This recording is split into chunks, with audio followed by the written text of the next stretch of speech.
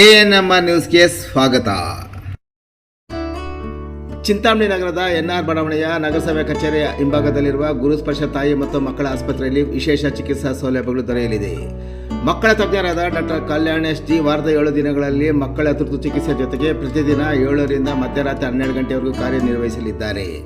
ನವಜಾತ ಶಿಶು ಆರೈಕೆ, ರೋಗ ನಿರೋಧಕ ಲಸಿಕೆಗಳು, ಒಳರೋಗಿ ಮತ್ತು ಹೊರರೋಗಿ ಸೇವೆಗಳ ಜೊತೆಗೆ ಫೋಟೋಥೆರಪಿ ಮತ್ತು ನೆಬುಲೈಸೇಷನ್ ಸೇವೆಗಳು ಇವರಿಂದ ದೊರೆಯಲಿದೆ.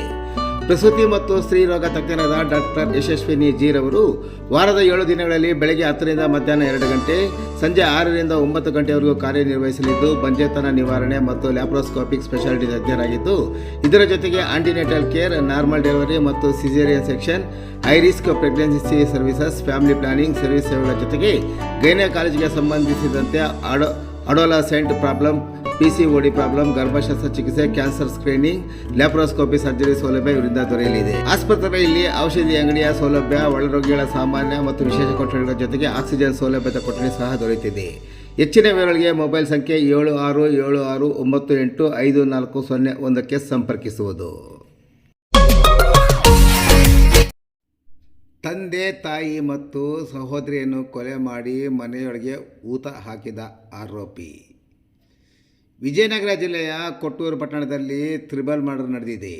ಮಗನೇ ತಂದೆ, ತಾಯಿ ಹಾಗೂ ಸಹೋದರಿಯನ್ನು ಬರ್ಬರವಾಗಿ ಹತ್ಯೆ ಮಾಡಿದ್ದಾನೆ.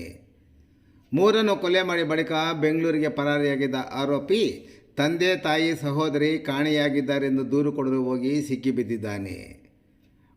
ಮಗನೇ 3 ಜೀವವನ್ನು ತೆಗೆದಿದ್ದಾನೆ. ಅಪ್ಪ, ಅಮ್ಮ, ಸಹೋದರಿಯ ಉಸಿರು ನಿಲ್ಲಿಸಿದ್ದಾನೆ. ಈ ಸುದ್ದಿ ಕೇಳಿ ಇಡೀ ಕೊಟ್ಟೂರಿನ ಜನ ಬೆಚ್ಚಿ ಬಿದ್ದಿದ್ದಾರೆ.